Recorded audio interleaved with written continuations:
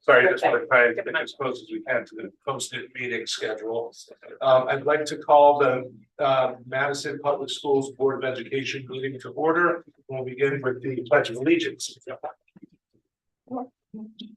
Pledge of Allegiance to the flag of the United States of America and to the republic for which it stands, one nation under God, indivisible, with liberty and justice for all. Thank you.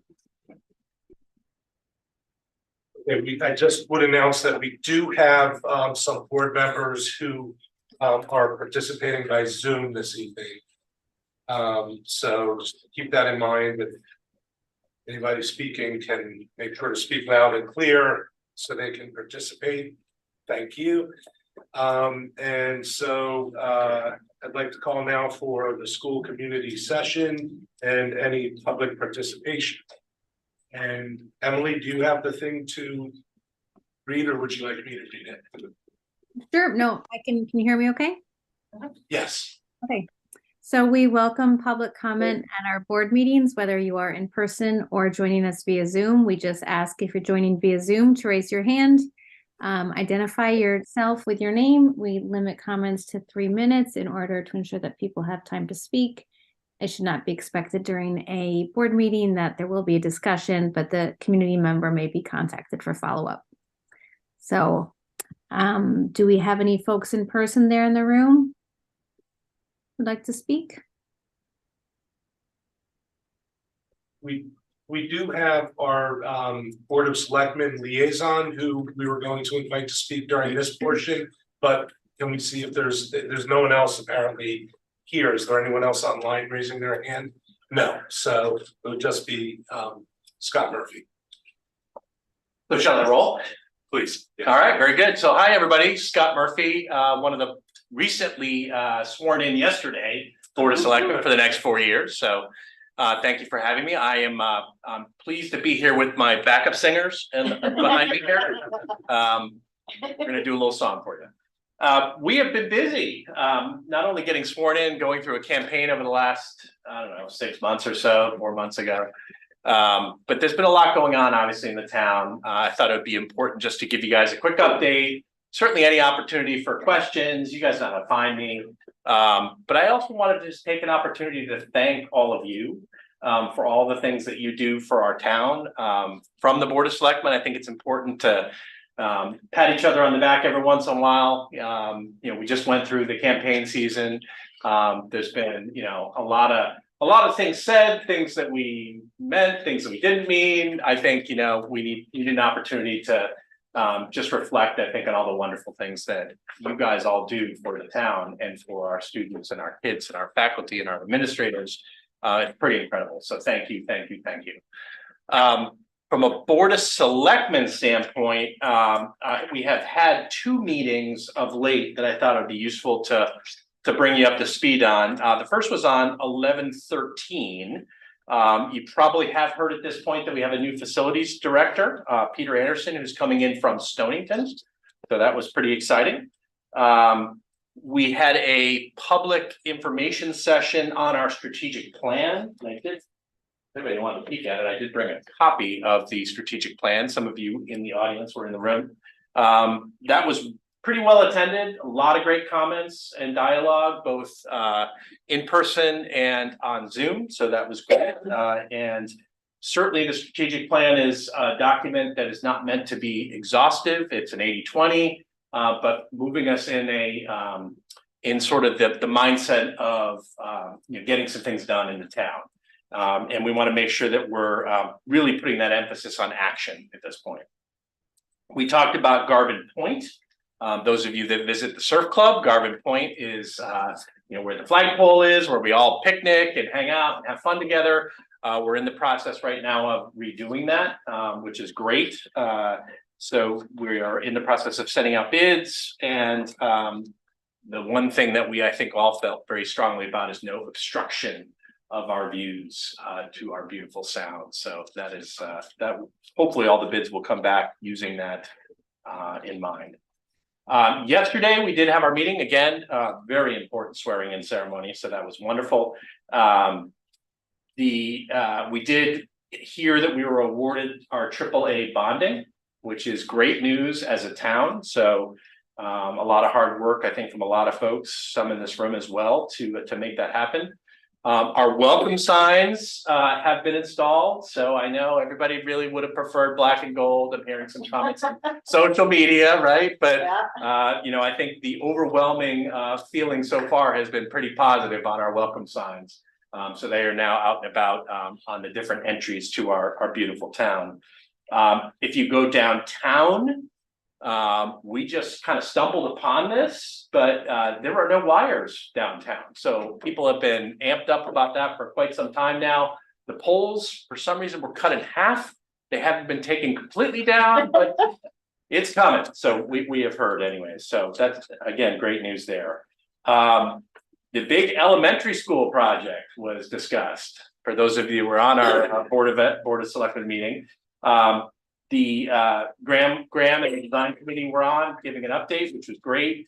They have the state approvals to the design and process right now. They went through the whole 1.8 in value engineering of reductions. They feel like they're absolutely on budget and on schedule to meet the original timeline.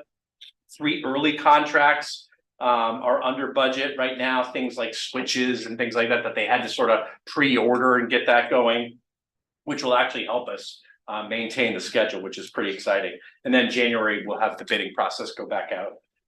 Still targeting that 2025 in the building right now, which I'm assuming you guys all are pretty aware of.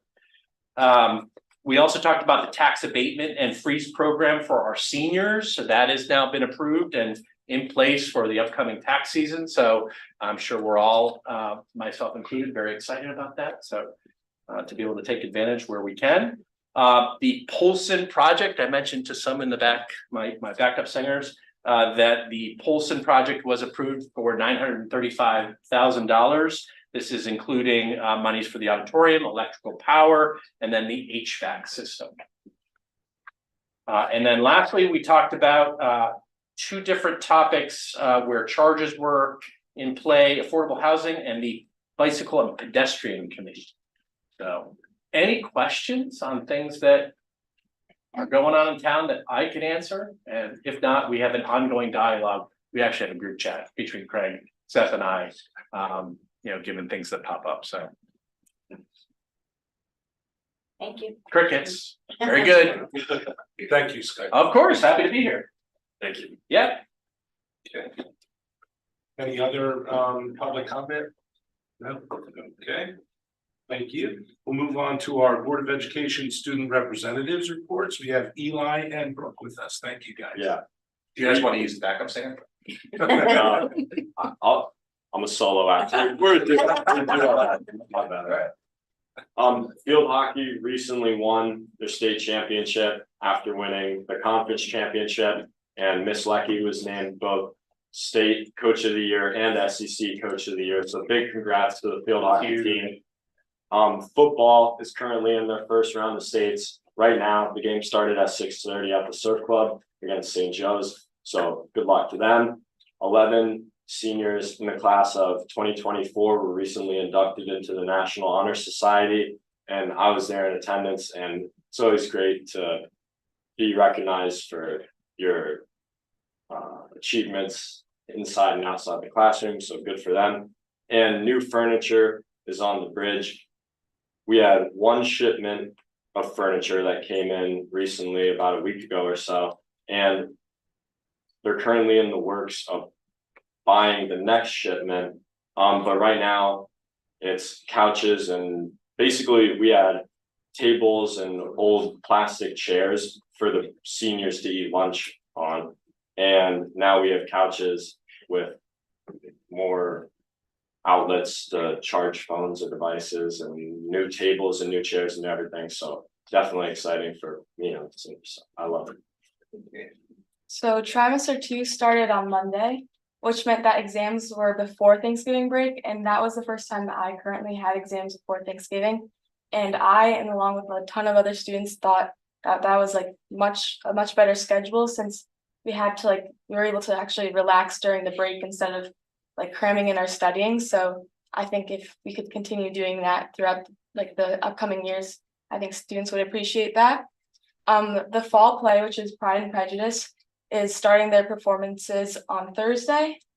I think they are doing it Thursday through Sunday, if I'm not wrong, and that will be in the dining assembly hall at hand.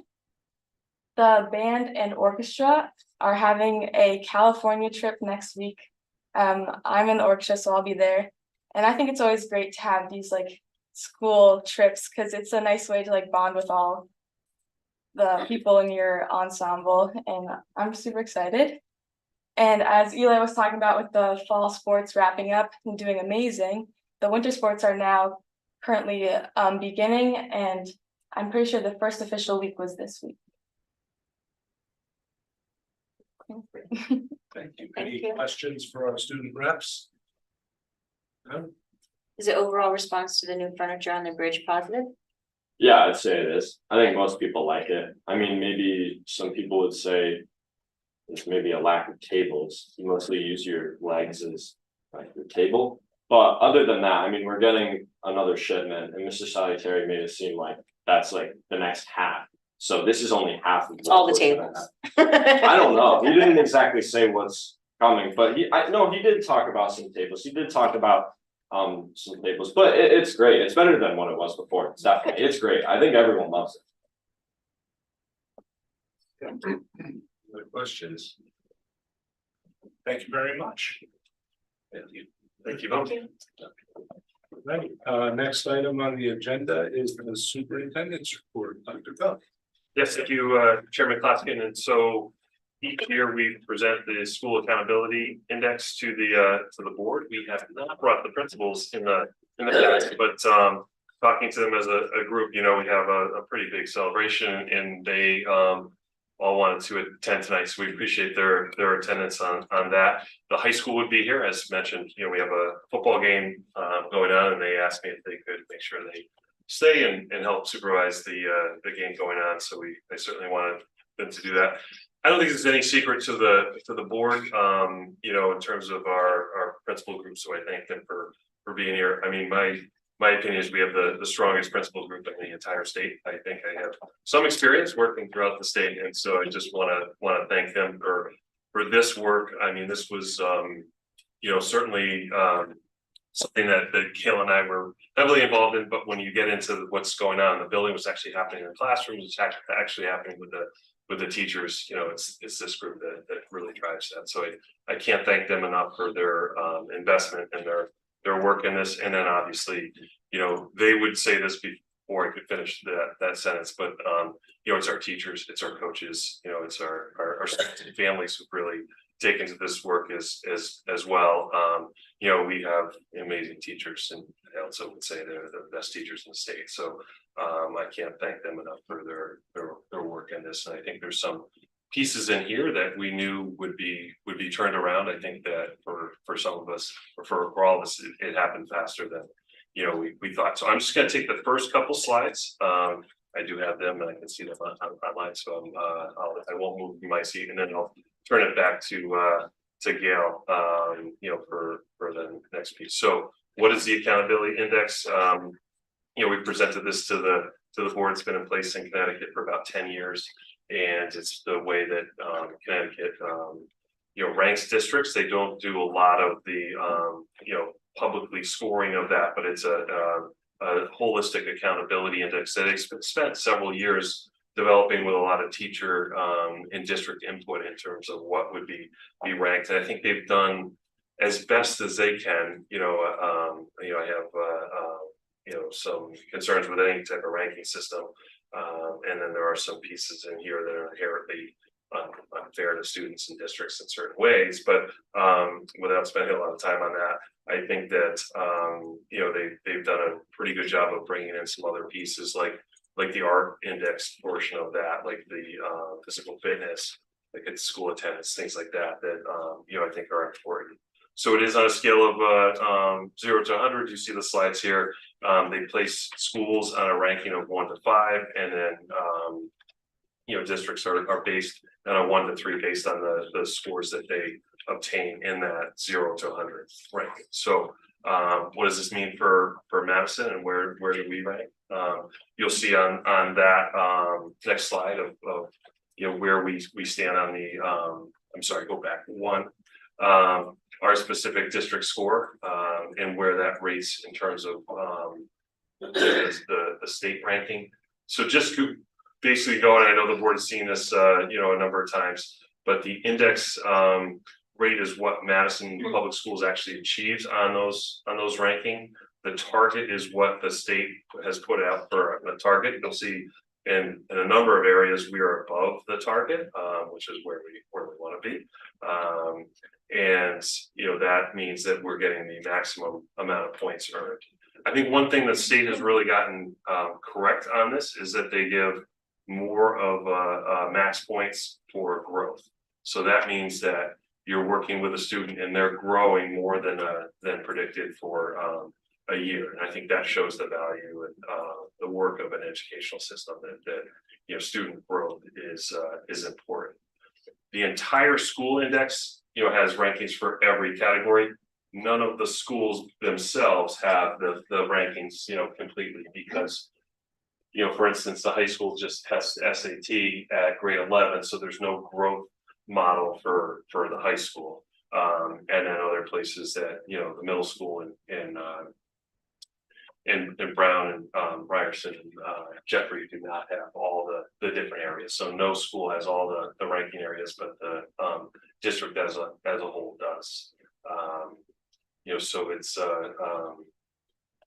just the state also provides with us a pretty detailed example of for each of these categories and how to work on that. So again, as I mentioned, our principals, our teachers have really taken to this work, and really accepted that. I think one example that I use quite often is physical fitness.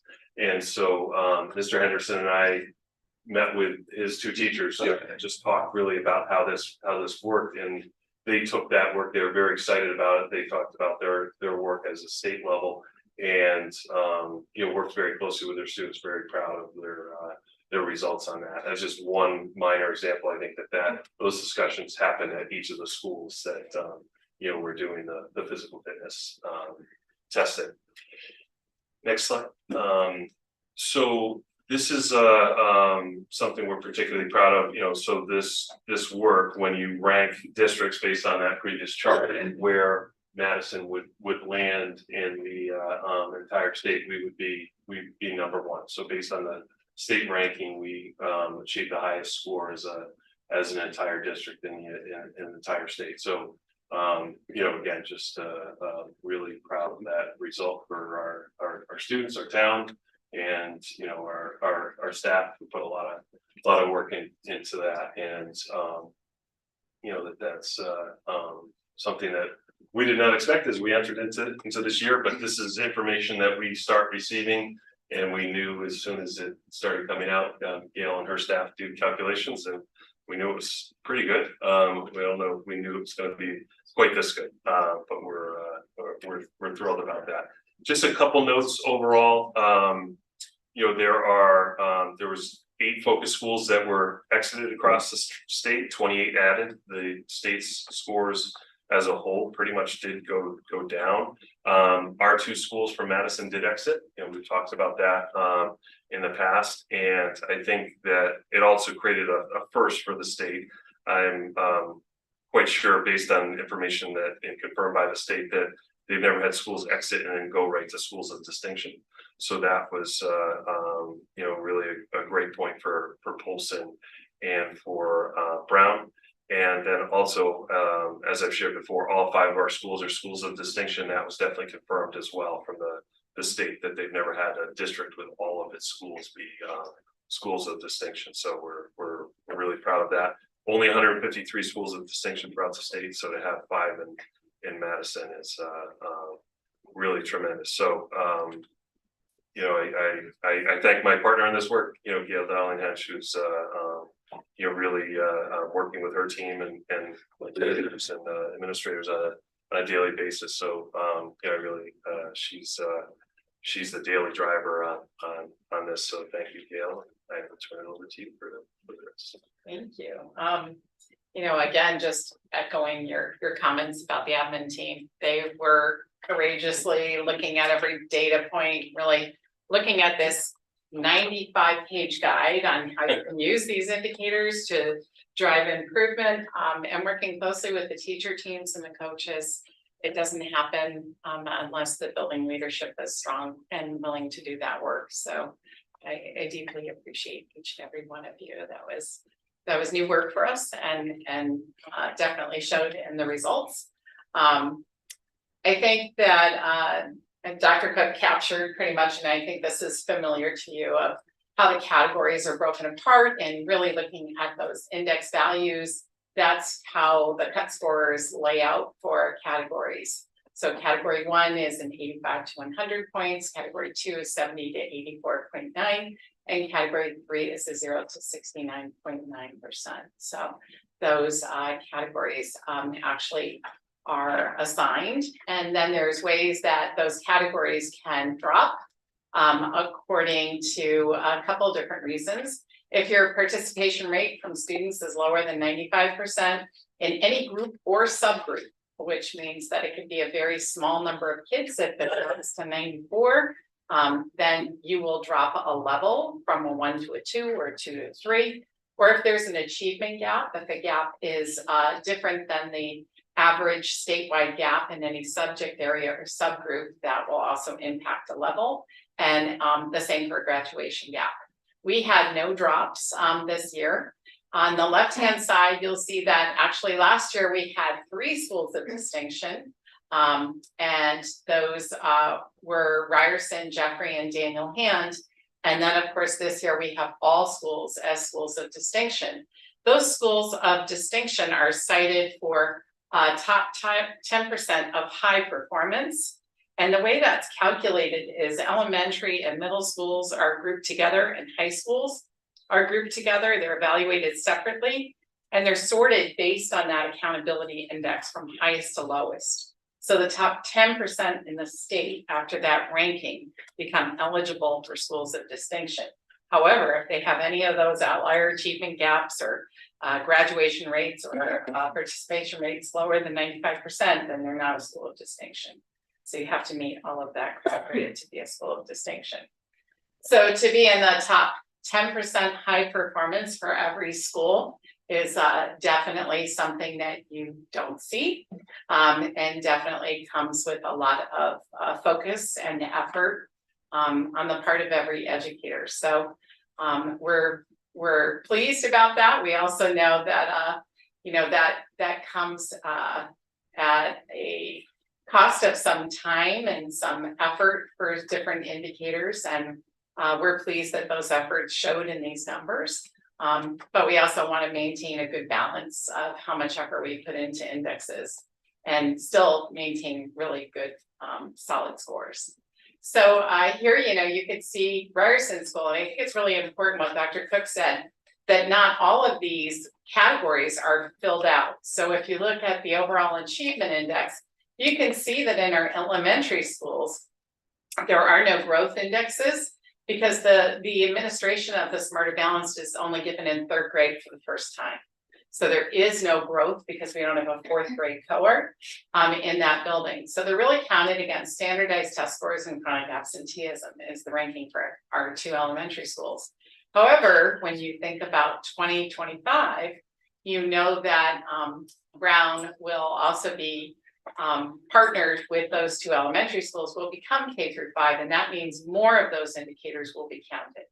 And we'll take a look at that when we look at Brown schools. So here's Jeffrey. You'll note that Jeffrey does have a high need student index as well, and that's because they have over 20 students considered in the high need subgroup, where Ryerson has less than 20 this year. Other years, that's not the case. So it depends on our population. High need subgroup is free and reduced lunch, special education, and English learners is a high need subgroup. So you could see that more of those boxes are filled out for Jeffrey, But in other years, more of those boxes are filled out for Ryerson.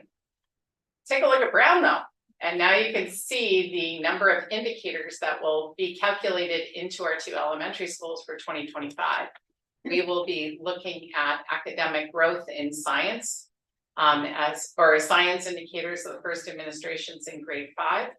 We'll be looking at growth across all content areas except for science.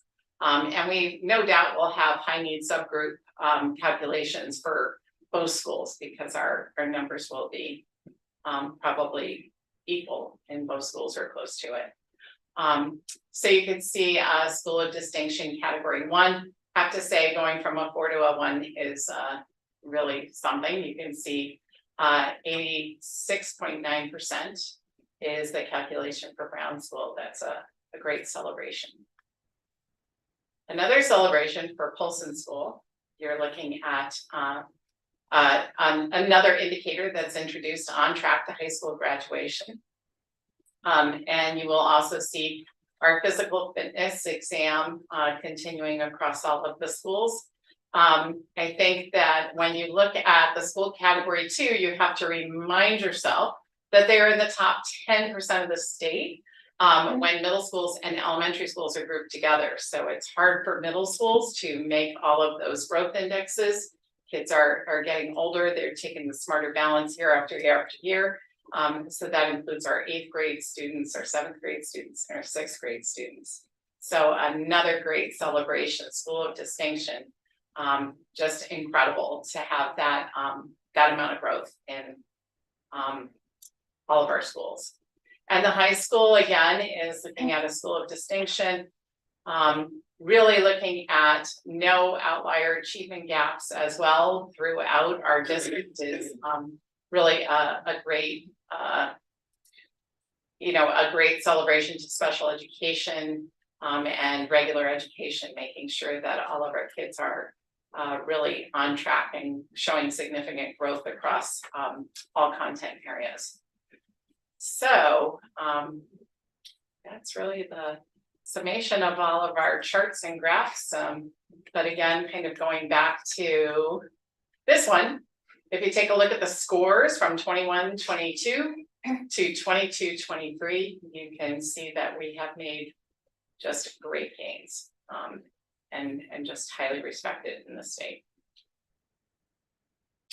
Yeah, I think one piece that is so important here is the participation rate. So we talk about how that has grown where at times the district had been in the 80% range. You're talking about hitting 99, 100 throughout, but certainly always above that 95% students taking a test. And that happened, with classroom teachers, I think, making students aware of the assessment and getting them excited about where they could.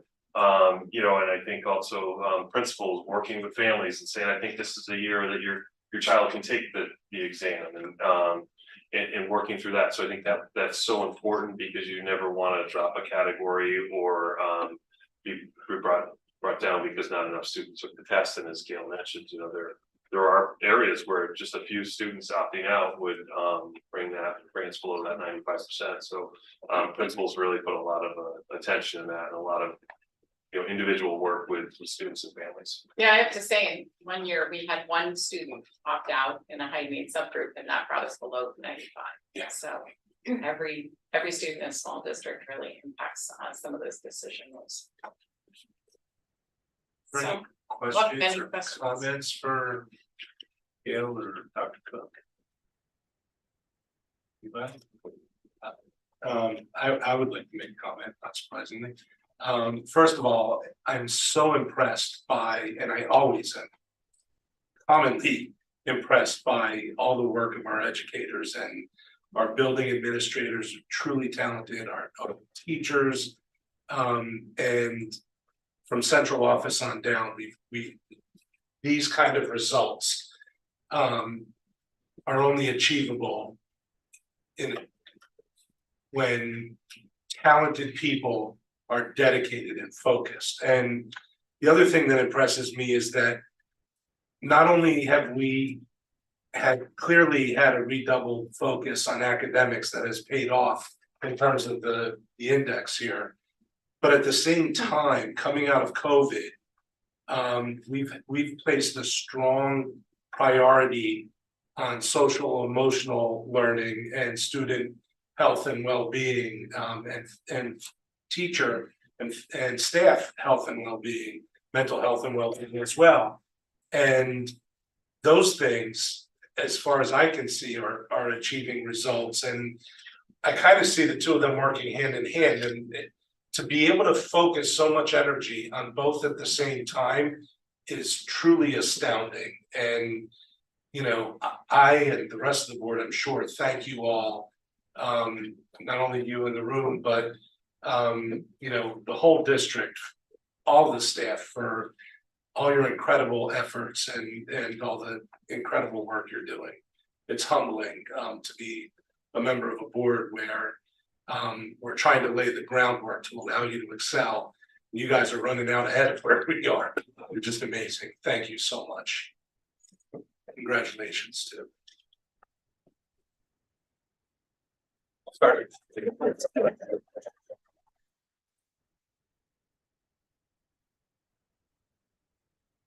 Other questions?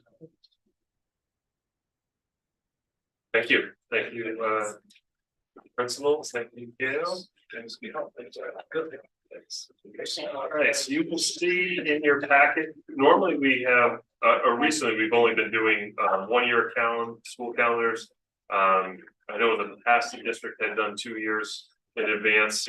We are recommending 2 years in advance because our main goal here is to try and get the longest summer possible for 2025, not to, you know, have just a long summer, but because we are having a reorganization where we'd be moving schools, closing 3 sites and you know, opening up 1 new site, but also, you know, pretty much everybody at Brown School would also have to move. So it's a pretty significant move for our district, and so the sooner we can complete our school year for 2025 and the longer we can kind of stretch out, although it's not that significant for 2025 in the fall, it would be beneficial to us. You will notice both these calendars do only have 181 school days in there. And the reason being for that is, as we have done in the past when we've had reorganizations like this, we've given teachers time to pack and unpack.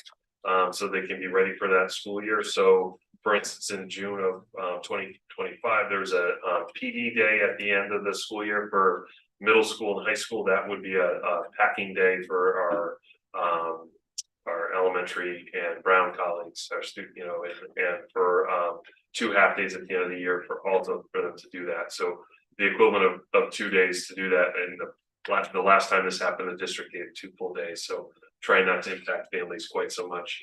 And then you'll see at the beginning of the school year for 25-26, we have 4 PD days. So one of those would be unpacking day. We would start, and I think we would have normally done this anyway, after Labor Day in 2025 with a early Labor Day. We'd have September 2nd being our first day. Everything else is pretty much the same. You will notice that in December of 2024, we do not take a half day before the holiday. We have not done that when we have that early of a start to the break. So starting on the 20th, I think that's hard for families to ask them to cover a half day at the elementary level when your students need coverage. So that's pretty much when it's the 20th and 21st, the district has not taken a half break. Pretty much everything else is the same, you know, with just a long weekend in February, and then 1 day for PD in March to give students a long weekend to break up that time. Open for any questions you might have. We do have as a approval later on in the agenda.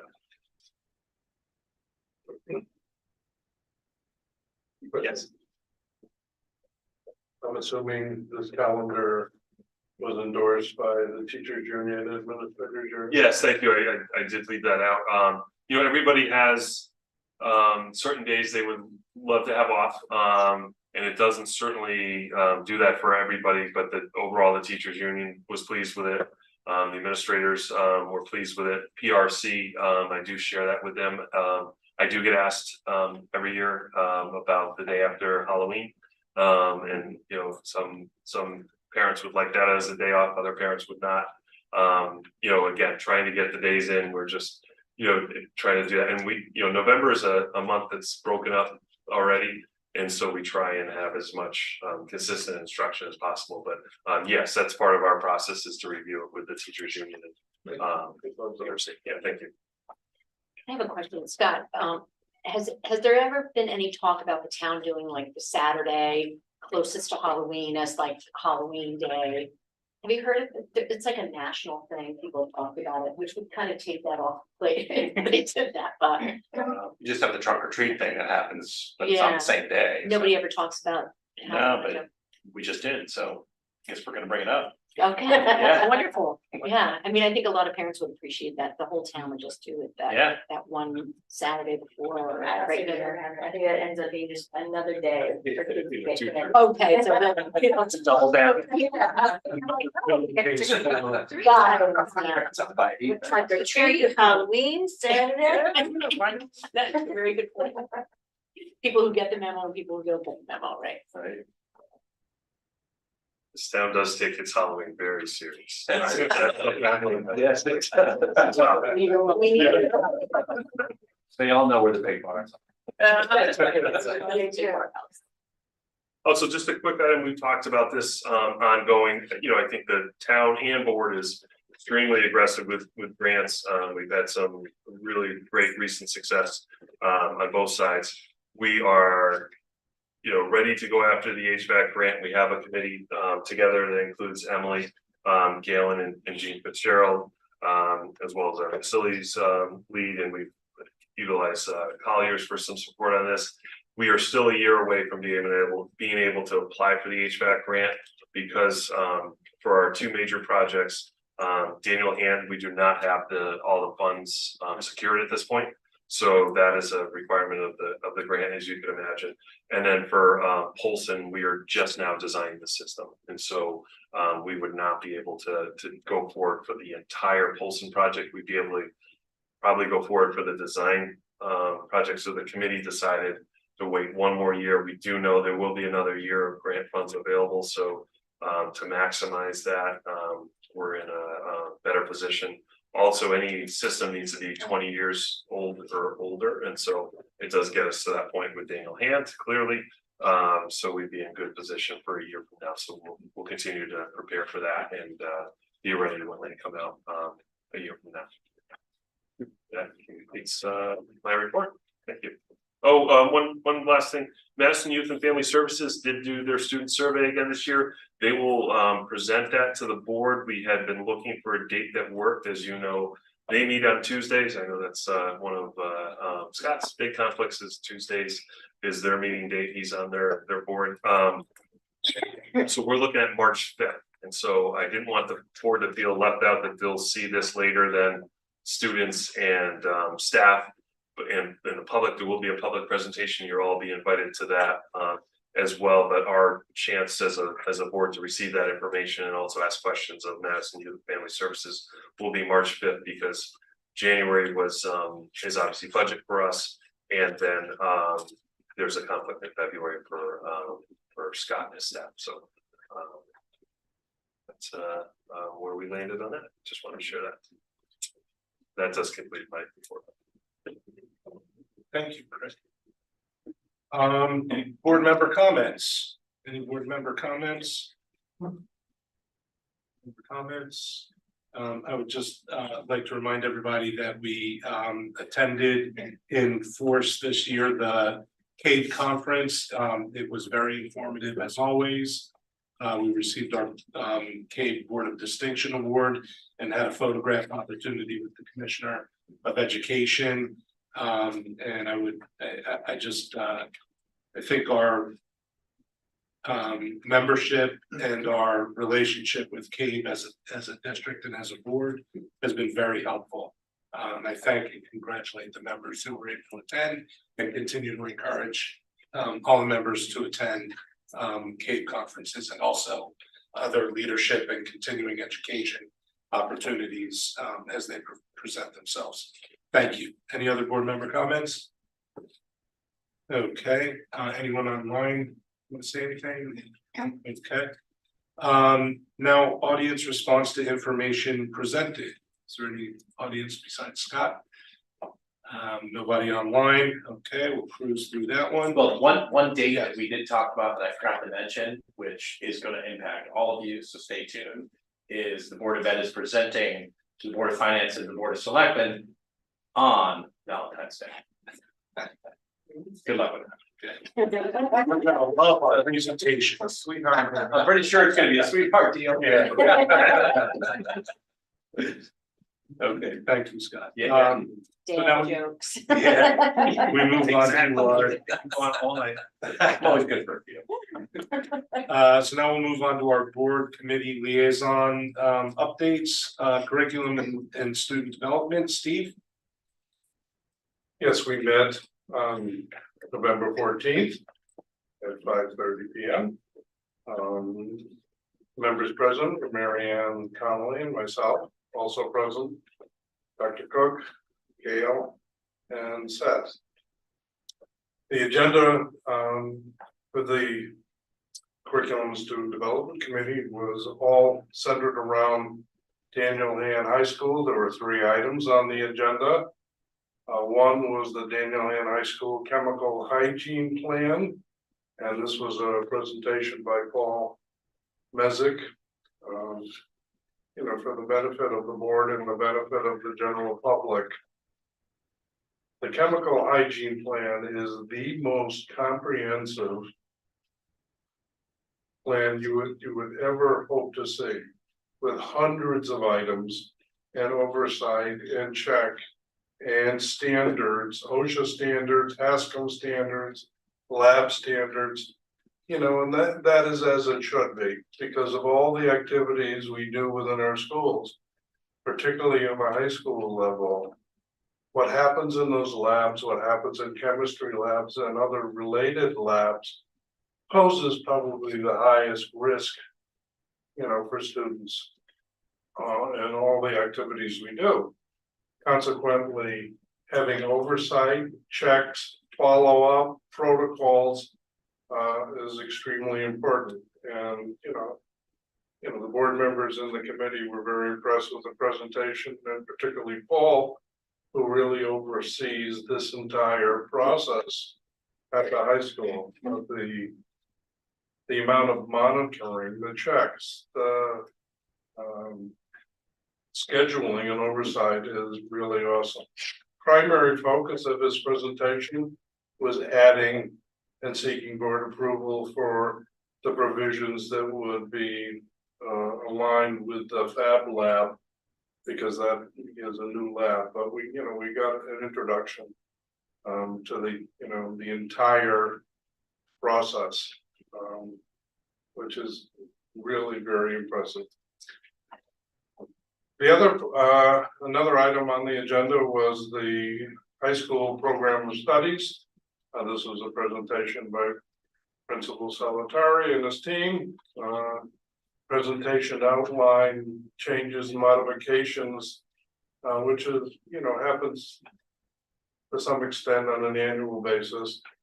Modifications to the program of studies. These changes this go around were in the following areas: career and tech ed department, mathematics department, PE health and wellness department, the science department, and the world language department. It was a very comprehensive report, and I would encourage people who really want to know the precise details of that to go into the documents that accompanied the meeting. What I thought was noteworthy were changes that were made, particularly in the mathematics department, which was changing and ramping up some of the lower level classes and not making those available with the expectation that higher achievement and higher opportunity would exist for more students. So it was a very deliberate move to make access to those classes broader. The last item on the agenda was an international field trip proposal to the Galapagos Islands, and the presenter was Elisa Schreiko. The presentation seeking board approval is for a 9-day trip to the Galapagos to occur April 2025 and to include 14 to 20 students. This trip is being planned through EF Tours, which is a very experienced tour group company. Estimated student cost is $4,549. The value of the experience was presented. Board members had questions, including how decisions will be made as to who is selected. Any provisions for financial assistance for students who might be interested and might need that support. Questions about activities that would be designed prior to, during, and after the trip. And answers to those questions will be forthcoming. There was no public comment, and the meeting adjourned at 6:27. Any questions? Otherwise, I have to report. Questions, anyone? I remind everybody that, as was reported, we'll have an opportunity to vote to adopt the chemical hygiene plan on tonight's agenda. Thank you, Stephen. Anyone online have questions? No. Next report will be Facilities Committee. Emily. Hi, thank you. We don't have a report this evening. Our next meeting is December 12th. Thank you. Finance Committee, which met tonight. Galen. Yeah, thank you, Seth. We met tonight at 5:30. Emily, Christine, and I were in attendance, as was Dr. Cook and our finance director, Stacy Novitz. They provided an extremely helpful, high-level preview of the upcoming budget. The last year's budget was approximately 62 million. I'm going to round here. Some of the numbers I'll give you are going to be in percentage terms or dollar terms. First up, it looks as if contracts will increase, contractual obligations will increase by about $1 million. That represents a 1.75% increase. This goes to teachers, parents, custodians, administrators. We are also facing the end of the ESSER and ARPA grants, which we used to hire 2 social workers and 2 interventionists. We expect the utilities, electricity will be up about 4% this year. Water is going up quite a bit, but on a small dollar basis. Transportation costs are locked in through the Durham Bus Company, and they're scheduled to increase by 2.5%. We have locked in some diesel fuel costs. Last year's increase for health insurance was almost 10%. This year, it looks like it's also going to be about the same, up 9.6%. This comes on the heel of several low or no increase years, so that's what it is. Our debt service is going down by about $585,000 for the next year. Dr. Cook thought it would be especially prudent to budget for the reading mandate if we were not to be granted a waiver, and that amount is $600,000. If we were granted the waiver, we would still need to spend about $100,000 to refresh texts. And lastly, the line item for substitute teachers is up by about $32,000, although this is partially offset by savings that will be paid to regular teachers. So it was a very good discussion. And that's, if I missed anything, please, let me know. Are there any questions? How much did diesel go up? I don't know. I mean, there were 50,000 gallons. I don't know what the, have to check. But we locked, didn't we, We locked in. said we locked in at a rate that was 45 cents cheaper than last year. Yeah, so we're not sure, so you guess there about $20,000, which, Yeah, which I think is. Could look pretty good. You're ahead, so. Any other questions? Seeing none, thank you, Gavin. Personnel Committee, Maureen was joining us remotely and then she lost her internet. So she will be unable to give a Personnel Committee report. I know that she was just gonna mention that we are meeting in an executive session this evening to kind of preview the NAGE contract negotiation that's upcoming. Policy Committee, I'll turn over to Diane for that. Policy committee met tonight. And we discussed some 9,000 series and 5,000 series. 5,000 is the student series, 9,000 the bylaws series. Policies for rescission. And we discussed some more 9,000, 5,000 series for review for rescind and replace. Including board meetings, search and seizure, student dress, and physical activity under complaint and student discipline. And we talked about the school district logo and motto policy again and ran out of time, so that will come back. But that's okay because it references a policy that we'll be actually discussing tonight as a first read. In your packet tonight, you have information, policy notes from Shipman and Goodwin regarding the policies for rescission for a first read, and that would be 5100.9.1, 9740 board community relations. And then there you have action items if we waive the second reading tonight, and that would be policies for rescission, policy 5120.8 missing school without parental consent unaccounted for, 5120.9.1 supervision of students, and 5120.9.2 student dismissal precautions.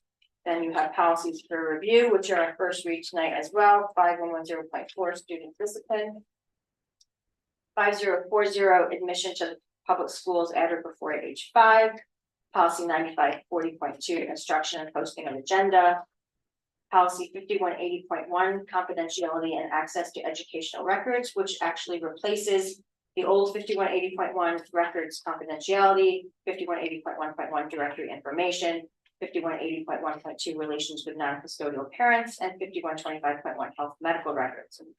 And also policy 9450 in the bylaws area committees. And that is the one that we referenced tonight in our policy meeting.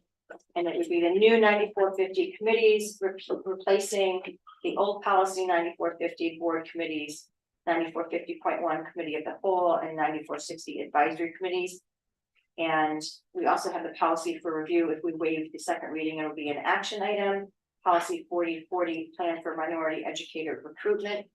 That's it. If you have any questions, I'll be happy to answer them.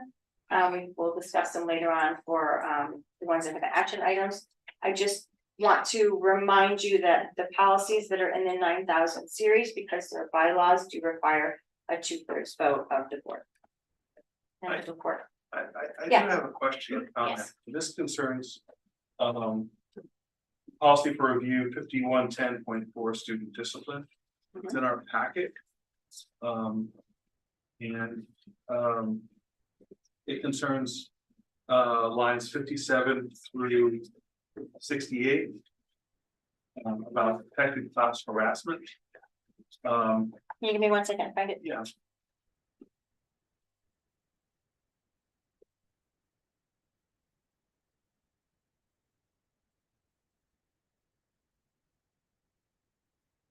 Okay, this is for a first read tonight. First read, yeah. And what line are I going to say? I'm looking, well, the clause is 57, Okay. lines 57 through 68. And of course, I have no quarrel with harassment. I mean, with prohibiting harassment.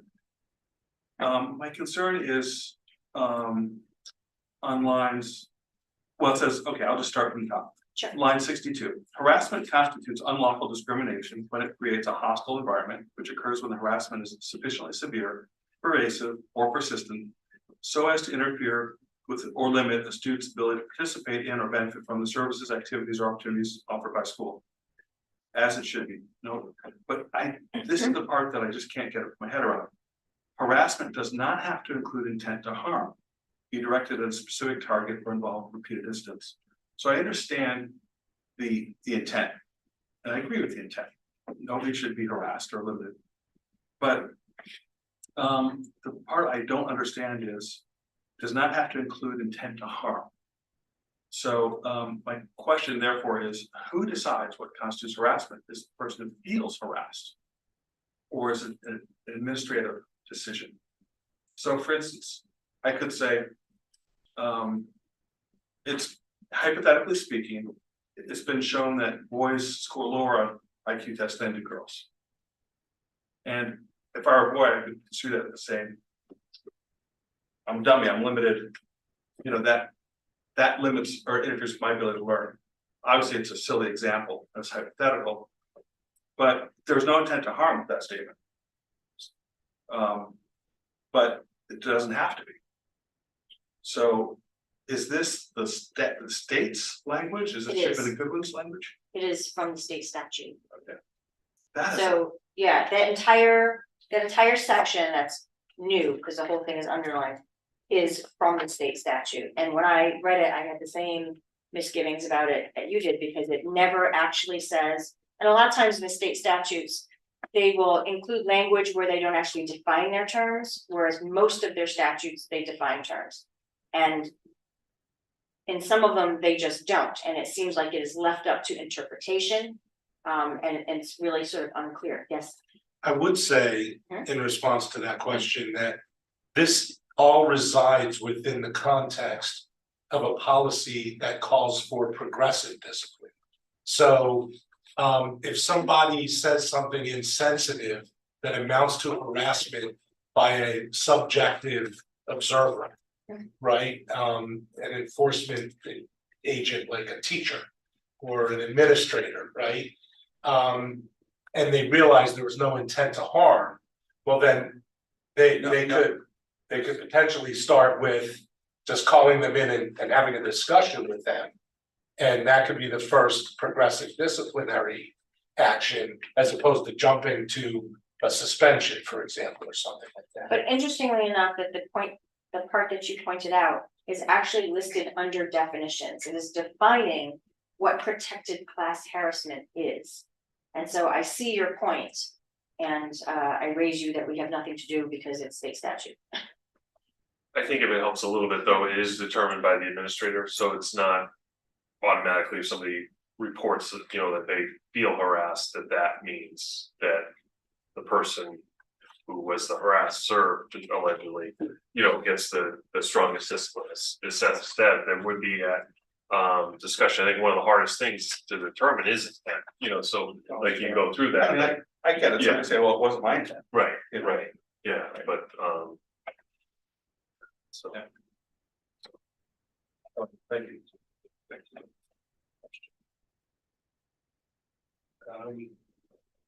And that's a first read for tonight, so that is not an action item. Any other questions for policy? Regarding any of the policies up for a read this evening, reaction? Oh, I did want to mention, with regard to the very last policy, that's for review, that if we waive the second reading tonight, it will be an action item. And that is the policy 4040, plan for minority educator recruitment. And the reason that I bring it up is because although we had the policy previously, this was revised because of the change in law.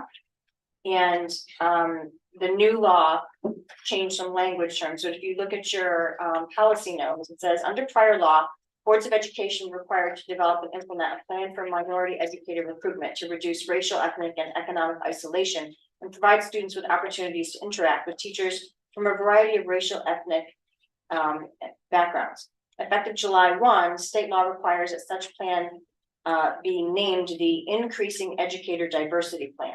The new law also changes various references from minority to diverse without redefining the term's underlying meaning. The model policy was then revised to account for these language adjustments. Boards of Ed should note that pursuant to section 10 of Public Act 23-167, they are now required to submit their increasing educator diversity plan to the Commissioner of Education by March 15, 2024 for review and approval. In customizing and implementing their plans, Boards of Ed should be mindful of state and federal legal requirements as well as evolving legal developments in the wake of the United States Supreme Court decision in Students for Fair Admissions, Inc. versus President and Fellows of Harvard College and Students for Fair Admissions, Inc. versus the University of North Carolina. So I bring this up because at the CAVE conference, it was discussed that although our state right now requires us to have this policy for a plan for minority educator recruitment, there is a possibility if the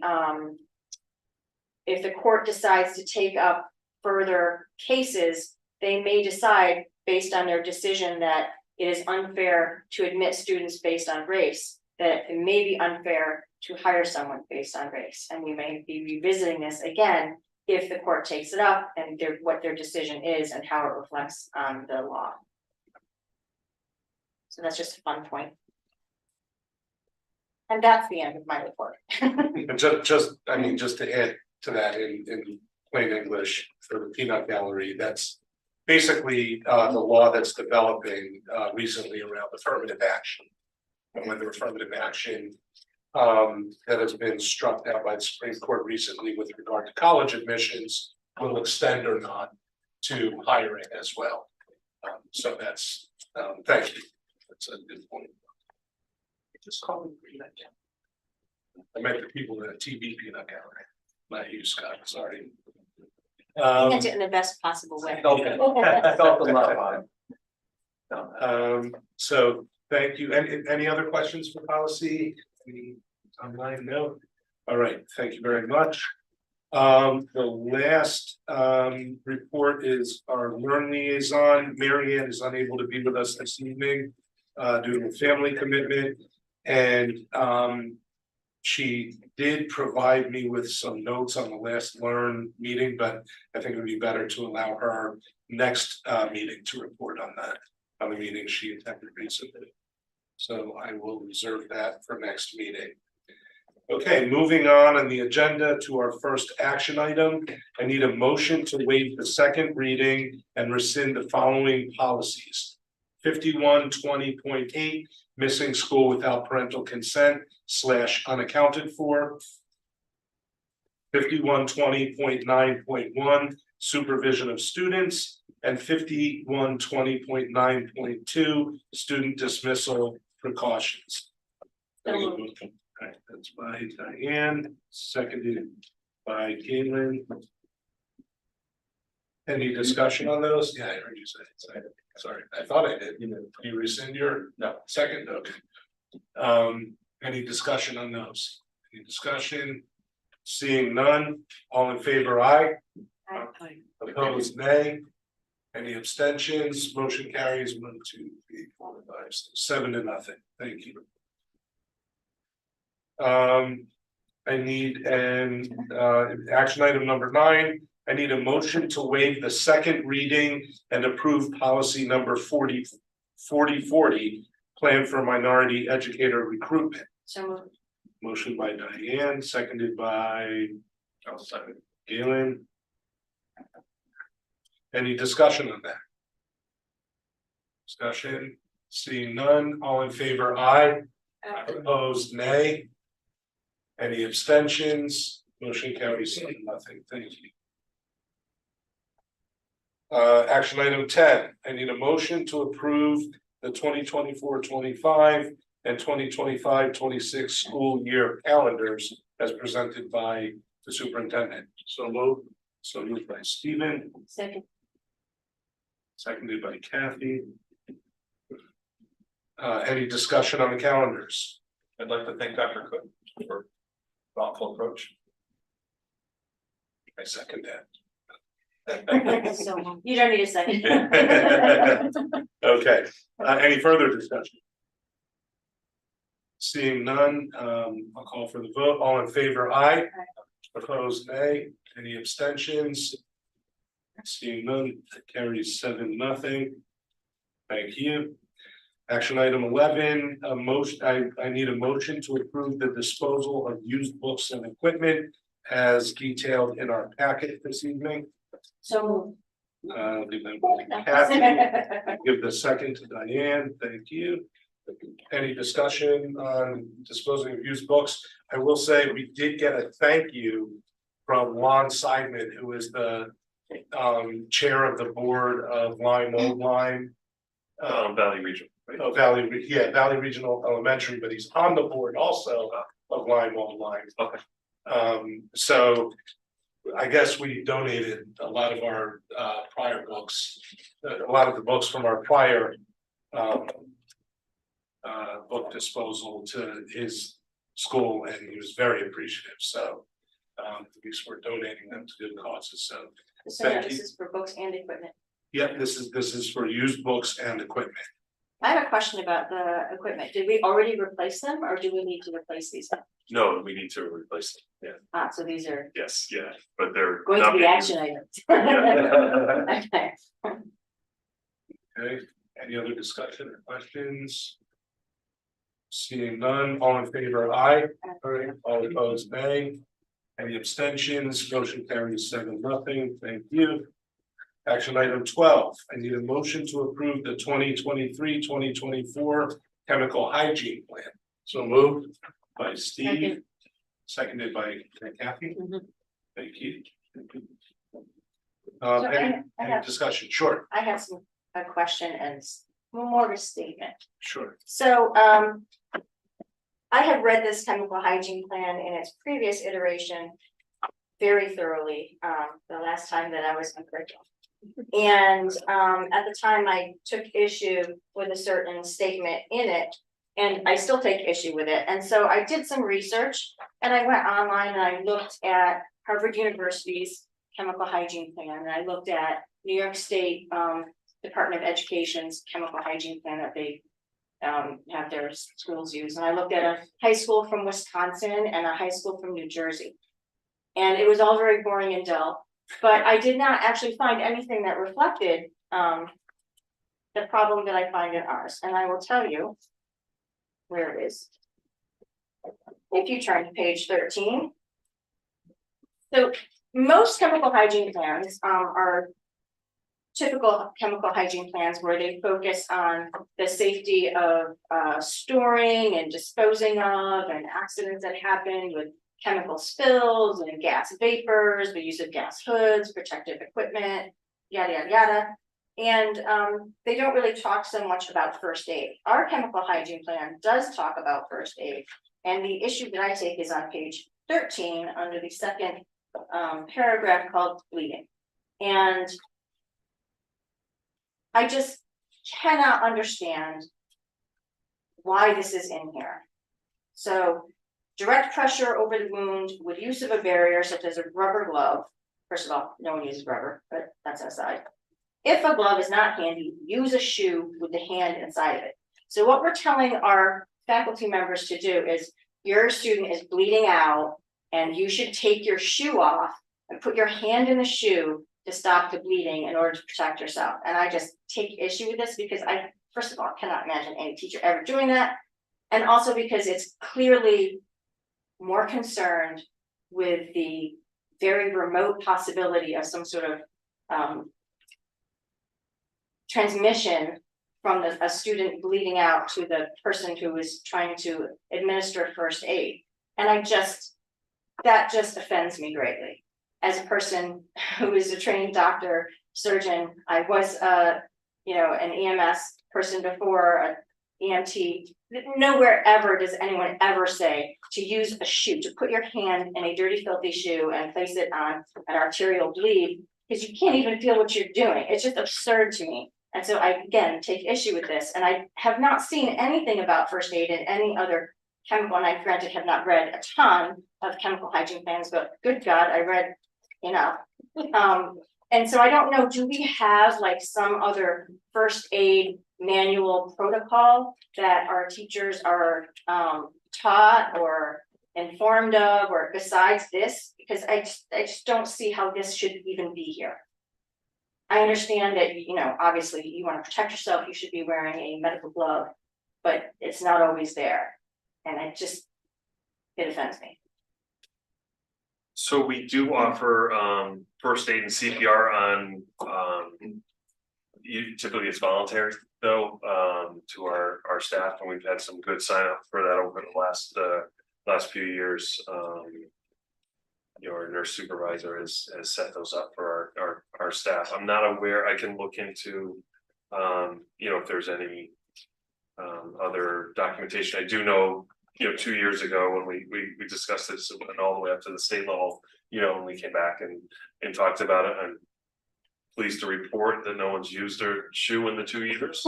Well, I even checked with the CDC and with OSHA. So, and again, very boring to read, but nowhere was there anything. It was all very limited to chemicals, gases, liquids, spills, hoods, protective aprons, like that sort of thing, eye washes, but not anything about like the first aid after you've been cut with a glass and you've got an arterial bleed and you're bleeding out. So I just don't think that it actually belongs in here. And based on the fact that I read university level, high school level, CDC, like they don't say anything about that. I don't think it belongs in here. Yeah. And that's what I take issue with. I mean, my feeling on this is I actually applaud the inclusion of some of the directory language, what to do if this happens, what to do if that happens. But I feel like I can see your point. Yeah. That saying use a shoe, it sounds a little bit absurd. Now, what I would ask is, as a matter of administration, can we just ensure that there's a box of large latex gloves in every lab class so that it'll fit most people? There is, and that's what Mr. Bezic does a great job of making sure that they're always staffed, stocked with everything that they would need. So I think that. I understand, like the whole point of the chemical hygiene plan is for chemical safety. And but it's the safety of not only the staff and faculty, but the students as well. It's for everyone's safety. And in that particular statement, that is definitely putting the safety of a very low risk thing of the staff above the safety of the student, and I take issue with that.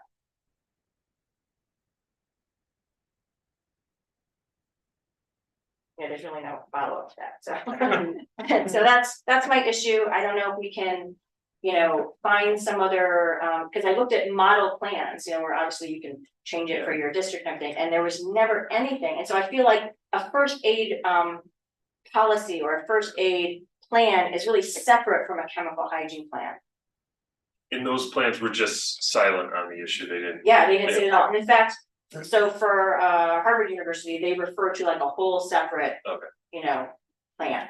So they definitely, everyone separates their chemical hygiene plan from their, this is what you do in case of emergency for first aid. It's like a completely separate thing. And so I don't, I'm not saying that we need to do like a whole completely separate thing, but I would think though, especially with chemistry teachers and even some biology things, that those teachers probably have further, first aid training than, say a kindergarten teacher. So in that case, then I feel like there should be a separate, sort of instruction thing. This is what you do if, like, there should always be something to go to, a manual, a pamphlet, a poster board, something of this is what you do in case of emergency thing. I just don't think that that particular thing belongs in a chemical safety hygiene plan. Well, there's a couple different ways we can handle this. One is, table this and come back with some different language. Another is potentially a motion to amend this to remove the offending language. And the third is we vote on it as is. I'm willing to entertain discussion about. So when it came up the last time at the committee level, I forget his name, Paul. He did take it back and did further research, and he's like this is sort of standard.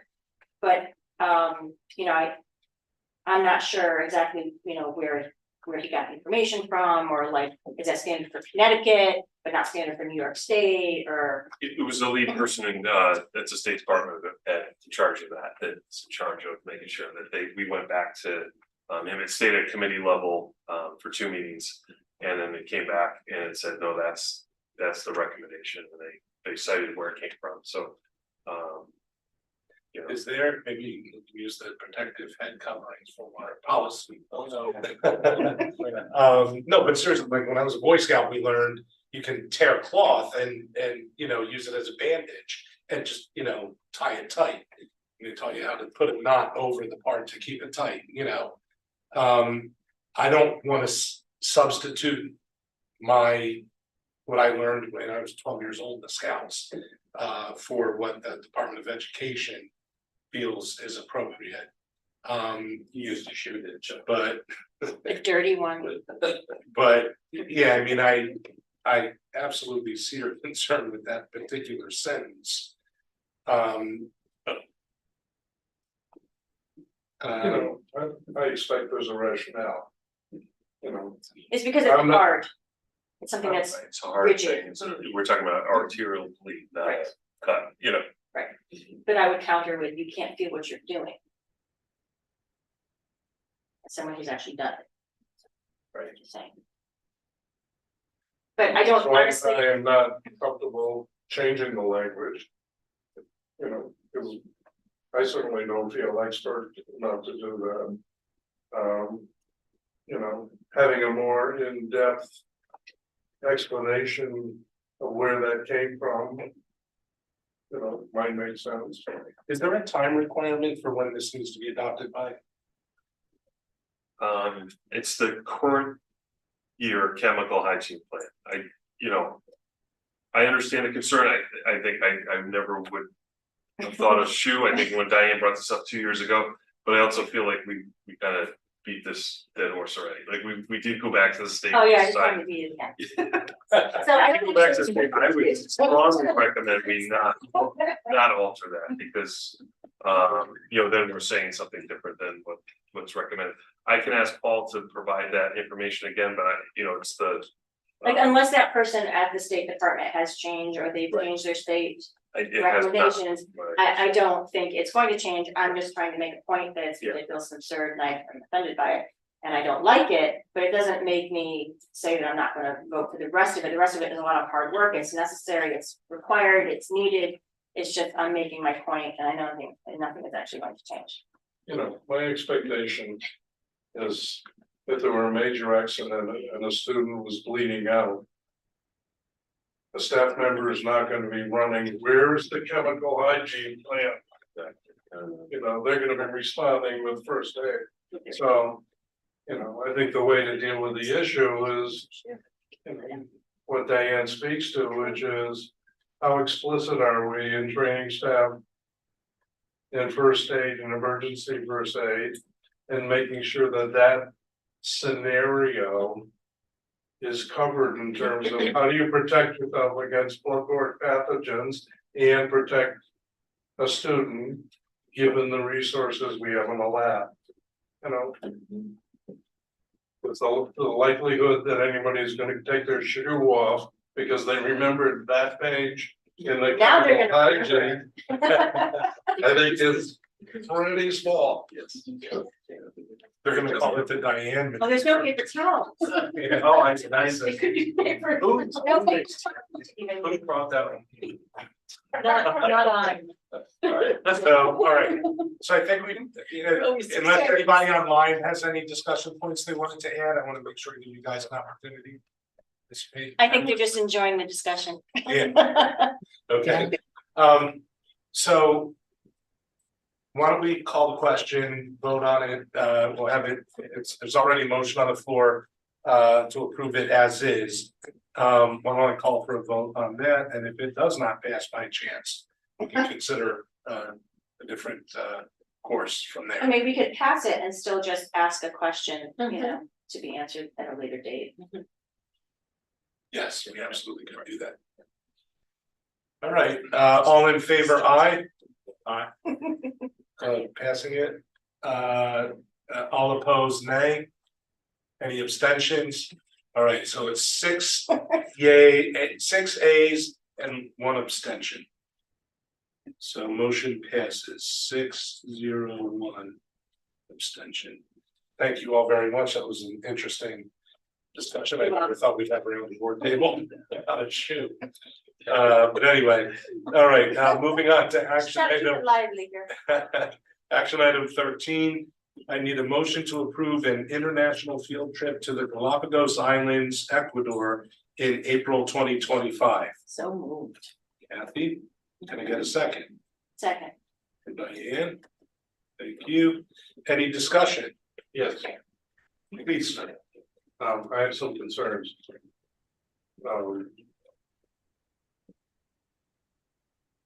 I have 3 concerns. Concern number 1. Having done trips like this throughout my career, what I look for is staff ownership and leadership on the trip. And my sense from the presentation was that there was due diligence in finding a vendor that was experienced in doing these trips, but an over reliance on my part on that provider. In other words, we're contracting, they do all the trip, we are primarily, participants. So what I was looking for is, what is the preparation that is being done with students prior to this trip?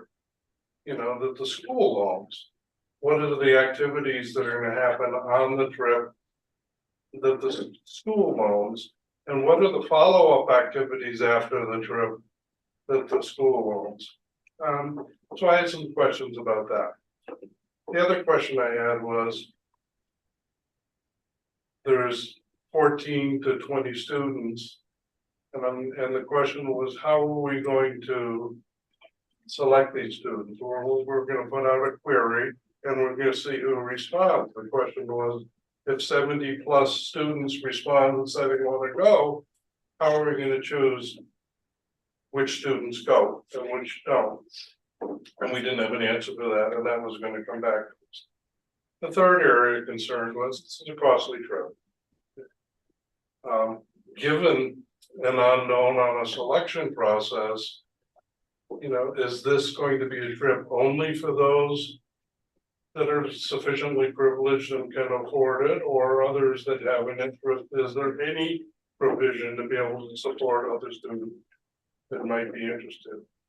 And that information was going to come back in. So, from my perspective, when the board asks for answers to those questions, we should hold off voting on it until we get answers to those questions.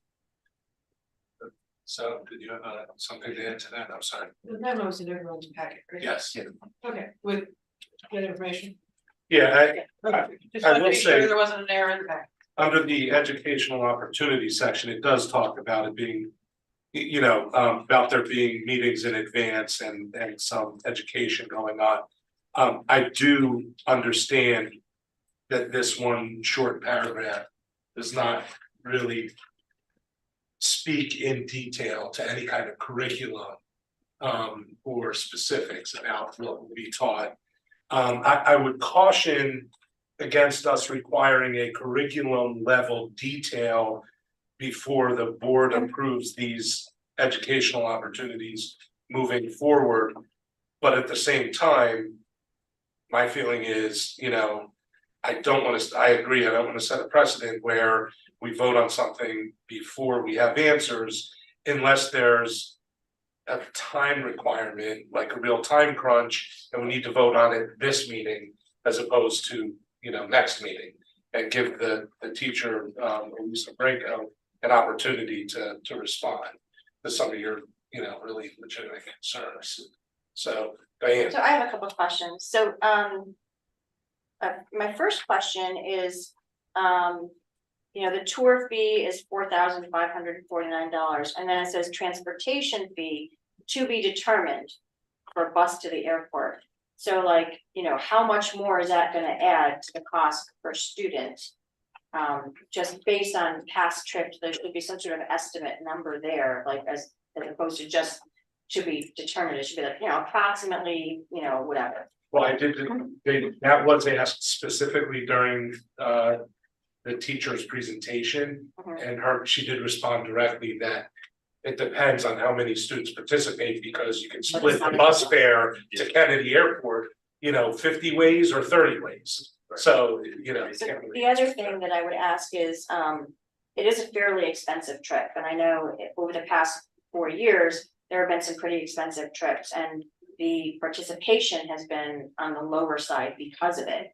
And so I guess my question would be, based on past experiences of expensive trips, like, you know, it says April 2024 to Italy, France is 4690. How many students actually are going on that trip?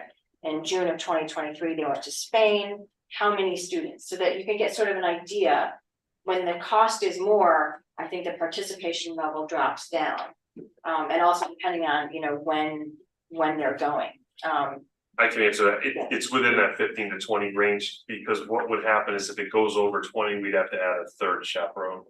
And I remember the pictures seeing, you know, from the trips, and it would say it's 20 or below, you know, that they those trips that. And what is a cutoff number to say you don't have enough participation, so you scrap the whole trip? I think for this one, it would probably be somewhere, I mean, she puts 15 to 20, probably less than 12. Like if you get below that, I think it wouldn't work financially for everybody involved.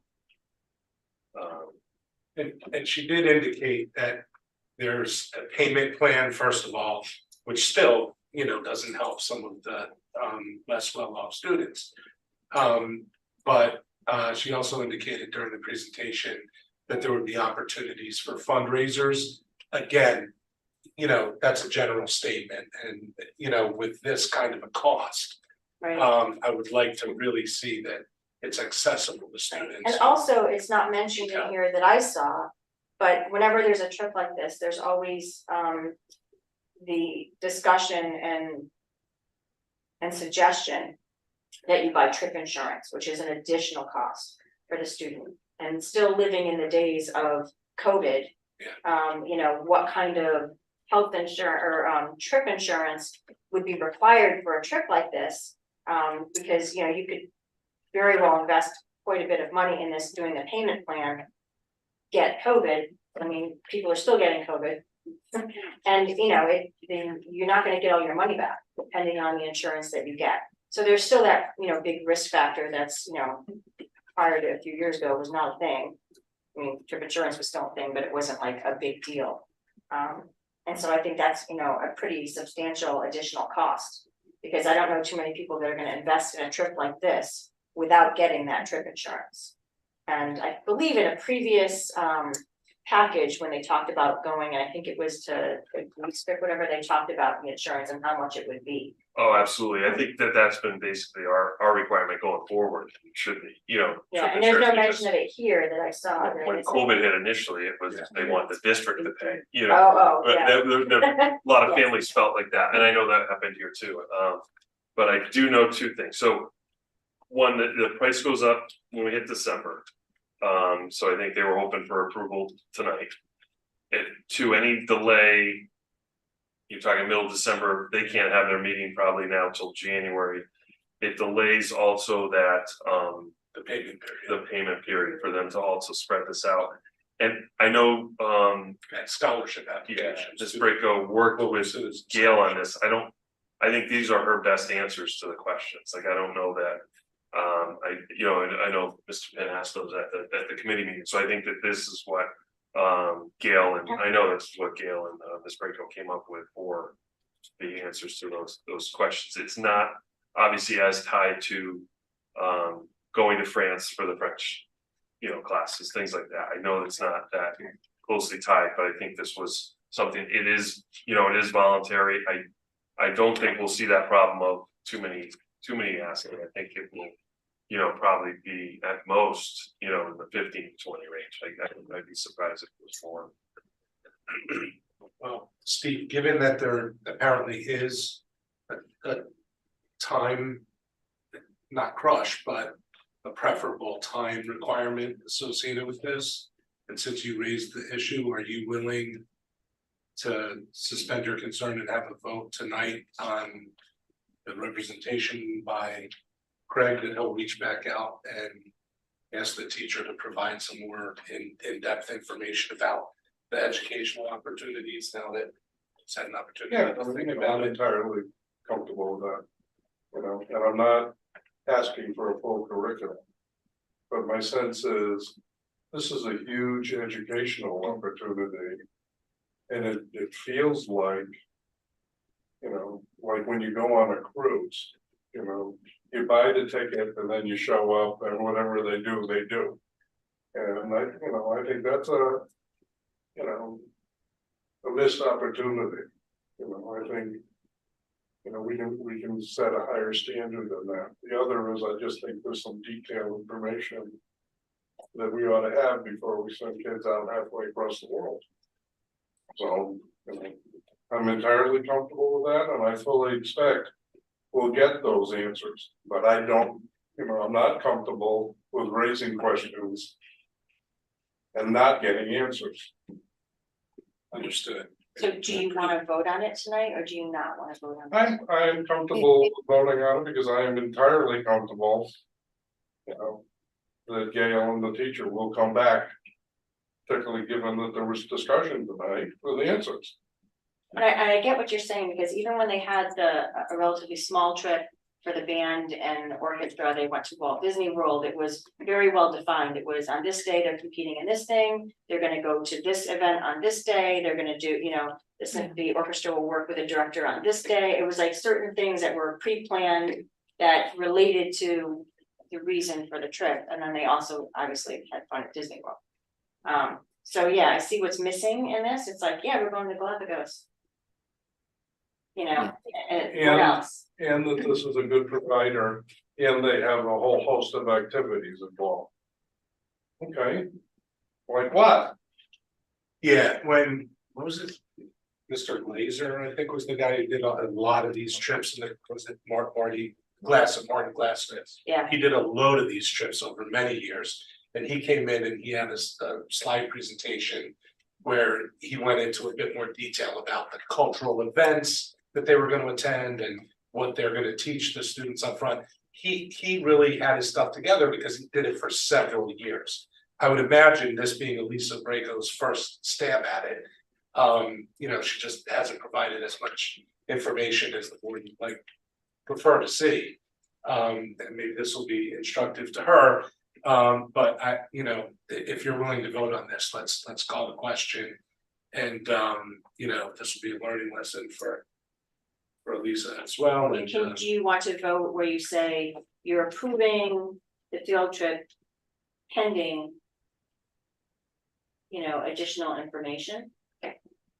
I'd rather have it clean, because if it's pending and you know, we don't get, if there's a back and forth iteration of information when she gives us first set and we have further questions, is it going to go into February and we miss opportunities to save and to give more finance time for the students? So I'd rather just do a clean motion now and then just rely on the fact that, you know, Steve can work with Gail and Craig to make sure that we get a bit more information about this. And if the board wants, you know, we could have her come back in and do a presentation to the board later. Then it's Tuesday. Can I say something? Yes, please, Oh, Christine. thanks. Sorry. I actually agree with Steve on this. I think that we have another meeting in December. And I think that's more than enough time to get some answers to important questions. It's not a Walt Disney trip. This is a very far away place. And I think that for safety and security of our students and staff, I think we need a little bit more honing in. And I don't think waiting until the 12th or the 19th or whatever our next meeting is gonna do that big of a damage control. So I would prefer more answers before I voted. When the payment is due, then would, Oh, yes. If I may, just because I pulled up some of the presentations from the curriculum committee, I Thank can answer some of your questions. Thank you. Regarding travel protection, it's included in the total price. That's in the documents that she provided to the curriculum committee. I can send all these out to you guys again tomorrow, if that's helpful. She also gave a PowerPoint presentation that detailed what days students would be doing what, where they would be, and what activities they would be participating in. Excuse me as I lose my voice while talking to you. But so you'll see how many days the students would spend in Ecuador before then moving on to the Galapagos, and it details what they would learn and what experiences they would have on those various days. I can again provide that to you tomorrow or as soon as I turn off Zoom, and can email again that documentation to you again. So those are two answers to two questions. I do know once we hit December, the price window changes. That's why Mr. Salutary had asked me to ensure that it made it on this agenda. Just for you to know where you go. The other thing is that the issues that Steve raised were not about health and safety. We did ask questions and they were answered about health and safety. The questions were about learning opportunities beforehand, during, and after, as well as opportunities for less economically fortunate students to be able to participate. And that actually, some of that was discussed, maybe not to a great degree. And it is included in our memo that there's the Global Citizen Scholarship Fund that provides 100,000 worth of scholarships to students every year. And students can apply for that. There's fundraising pages that she will detail to the students that show an interest. Each student has access to their own unique and customizable fundraising page. The easy to share page makes it simple for friends and family to contribute a little something that is automatically applied to the balance of the tour with no fees whatsoever. And of course, that up to 18 months or 2 years, the sooner we pass this, assuming we pass it, that's more time for them to schedule payments. So, I mean, I think we've discussed it. I certainly respect everybody's outlook on this. I think the best thing to do is call the question, put it to a vote. We already have a motion on the table that was moved by Kathy, seconded by Diane. All in favor of approving an international field trip to the Galapagos Islands, Ecuador in April 2025. Aye. Opposed, nay. And any abstentions? Okay, so it's 6 in favor and 1 opposed. Okay, thank you all. I would just Yes. say that for future trips, that perhaps a full presentation to the board with detailed information would be a better idea to get the full board on board. Because, we've got the letter, the request form, and then the letter that she would send to parents. And that's it. And in the letter to send to parents, it talks about the attached itinerary, which we do not have. And so, when we approved the Greece trip, we had a full, granted it was part of a student presentation because they used it for some class. But it was a full, AV presentation of this is what we're gonna do, this is what we get out of it. And I think it was much more impactful and certainly had full support of the board. And we did have board-wide presentations in the past for Spain trips. Yeah. For all of Martin Glasser's trips to different countries, so I'm And not opposed to that. And I just reviewed Just- these 3 things. I don't Yeah. see anything about the insurance being included. I don't doubt you, but I No, don't see it there. I think that's been something we've required pretty much since COVID, that it used to be voluntary, it's required going forward. I think it's a good discussion maybe we put on, because I think that we want to talk about field trips, we should probably talk about all of them.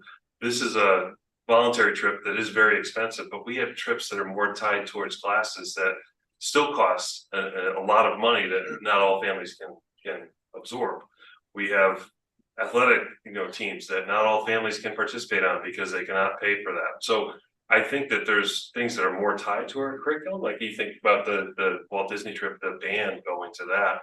So if a student can't afford to go to that, that's more impactful, I think, to educational experience and not being able to go on the Galapagos Island trip, in my opinions, but. I know they're pretty extensive presentations, so I think if we start bringing them to the board, we have 2 or 3 a year, it's gonna be a pretty. Well, that's when big you say time a constraint. presentation, but you keep it short. But then I think it's gonna have less information than. Now, if you do it right. But I think we could electronically send out that packet. I think that makes a lot of sense. That, you know, you could look through that. It has a lot of information, has the itinerary, has, No, I'll read it. yeah, I appreciate that.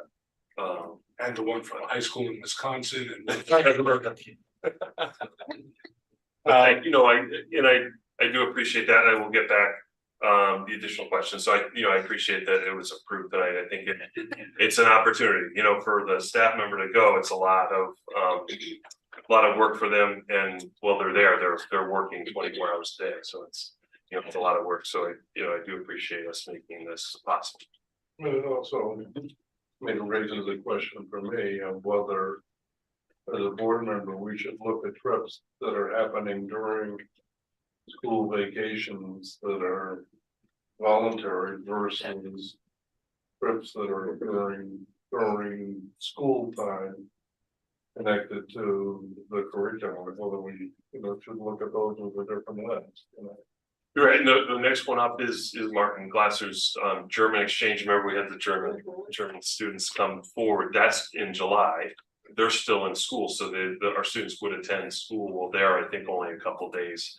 But they would stay with host families. Some of the students will have graduated by then. So he was asking me the other day what process he should go through. I don't know that we have a precedent set for that, but I was working with him in terms of what the board would probably want to see to approve it. I mean, obviously we're sanctioning it, but it's very different. You know, there's no school time lost. It's optional. It's, after school for some kids. They were graduating, right? Well, I mean, I would invite the curriculum committee to, maybe report back. spearhead an effort, well, not only report back on this particular one, maybe spearhead an effort to work with the administration to determine what would be a sound set of data for us to vote on something like this, that we would feel we have enough information, and certainly any board member can contribute to that by just, getting in touch with Steve and letting him know what data points you would like to see. And maybe we can make this process smoother, especially for a first timer teacher trying to do something good here. Just So don't reply all. yeah, don't reply all. Thank you. All right, moving on. Item 14, action item. I need a motion to approve the minutes of the October 17th Board of Education meeting. So moved. Diane, can I get a second? A second. Galen? Any discussion? All in favor, aye. Opposed, nay. Any abstentions? Motion carries 7-0.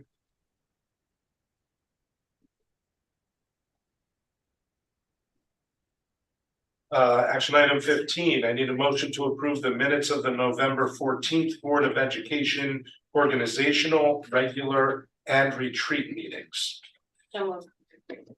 Ian, can I get a second? Second. Ian? Okay, any discussion on those, any recommended edits? Seeing none, all in favor, aye. Aye. All opposed, nay. Any abstentions? Motion carries 7-0. Approved. And now, the moment that, we've been waiting for, I need a motion to enter into executive session So to moved. discuss the upcoming NAGE contract, and we'll have Heather with us. And, also, Art and the superintendent. So moved. Diane, thank you. Can I get a second? Steve, thank you. All in favor of entering executive session? Aye. Aye. All opposed, nay. Any abstentions? Motion carries 7. Way to stick with us though. You could have left. I got that.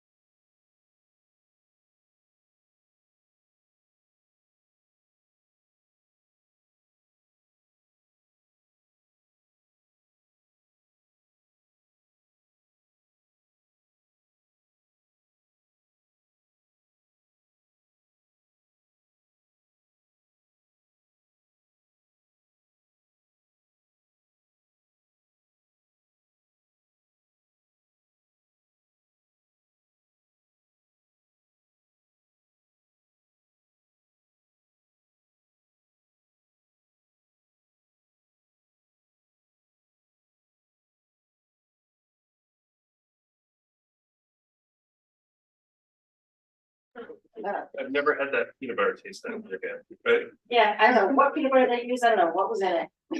Seth, let me know when you're ready. And I'll turn it back up. What? Is everybody ready? We are ready. All right, we're ready. Thank you. No, I just cleaned up while you were. It's just different. I don't know what happened. Just the back. Tell us. The I've already set your own. Oh, okay. All right, so I need a motion and a second to return to regular session. Can I get a motion from Second. Diane? Seconded by Kathy. Thank you. All in favor, aye. Opposed, nay. Any abstentions? And it carries 1, 2, 3, 4. We're down to Five. 5.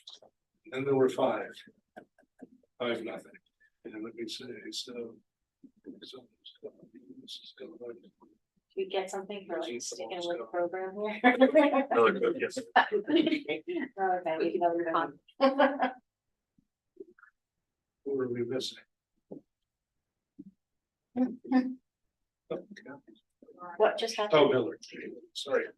All So right, is there a problem? Are we still connected? You're still recording, is it not? Says checking network.